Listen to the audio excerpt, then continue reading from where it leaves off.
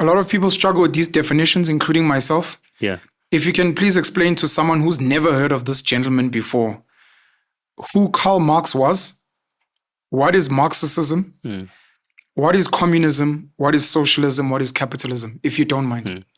So Karl Marx was a theoretician in the 1800s of German descent who sort of developed the theory of Marxism, rather, what became Marxism, which entails the transfer of the means of production to the working class.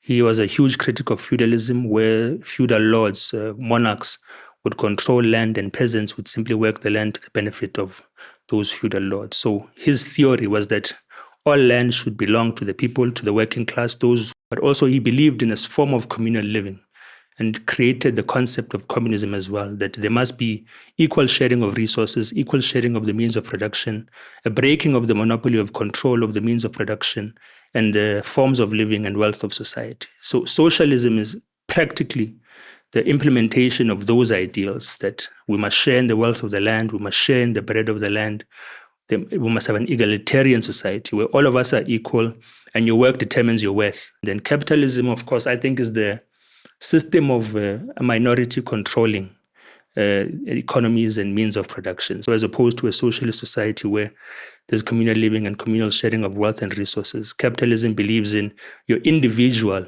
attempts at or ability to accumulate wealth will determine your role and standing in society. So individuals accumulate wealth and then exert their authority on others based on their ability to accumulate that wealth. So it builds on individualism. It builds on a sense of you as an individual being able to amass as much as possible in order to subjugate others to continue to amass profit at the expense of people. I think that is a layman definition from my understanding. Yeah.